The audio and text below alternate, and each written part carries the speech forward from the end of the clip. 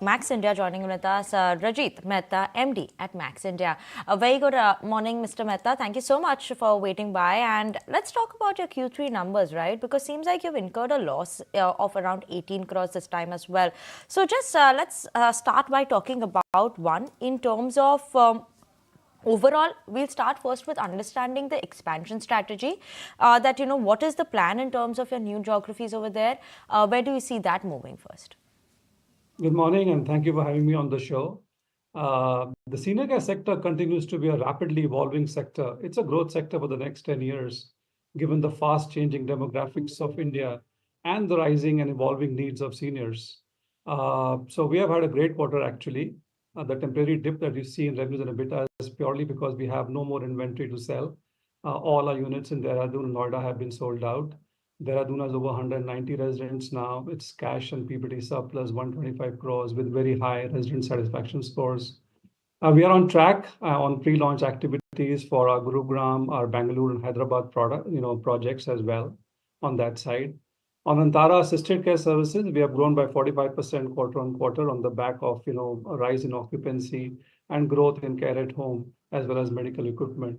So it's a great sector right now. As I said, we have already in NCR, we are in Chennai and Bangalore, and on track to launch in Hyderabad as well.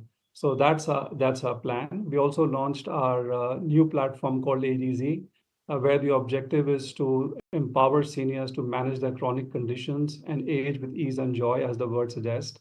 And within 3 months of launch, that platform has clocked a revenue of about 1 crore and a repeat customer of 1,200 customers already. So it's been a great quarter for us actually. It's been a great quarter for you, but as you talked about, you're sold out in many of the regions as well. So in terms of the capacities coming on board, could you talk to us about what's the way forward for the next 12 to 18 months? Where are you adding capacity? What are the number of beds? What kind of contributions you expect? Sure. So on the resident side, as I said, the Gurugram project definitive agreements already signed. The marketing strategy and massing is underway.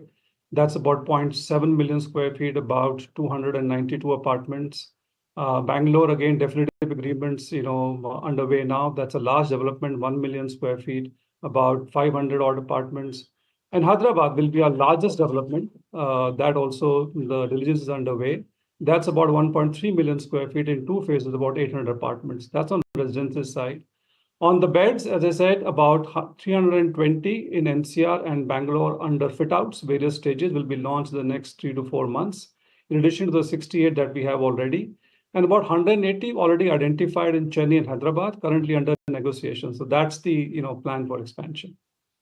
And we're also exploring, by the way, for residential opportunities in Goa, Chandigarh, and Pune. Let's see what we're able to come up with.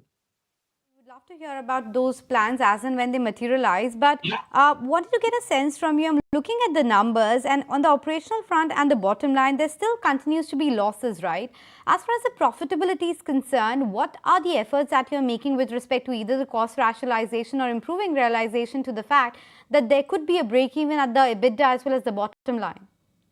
I think what you see there is a temporary phenomenon, as I said. Had we had more inventory to sell, you would have seen a growth, on revenue and EBITDA. And also we are putting in capital for growth, growing in other cities, other verticals. That's why you see a little negative on that side. It's purely growth capital.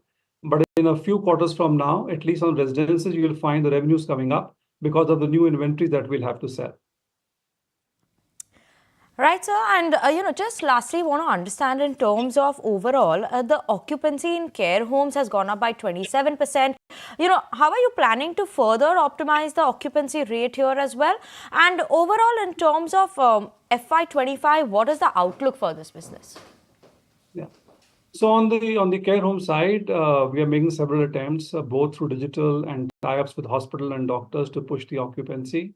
As more beds come up in Bangalore, this will get pushed up, as well. I think digital has a big role to play in terms of long stay patients. So that's what we are focusing on at this point of time. So in the next few quarters, you will find, the care homes vertical, doing much better as we launch more capacity and as the occupancy ramps up.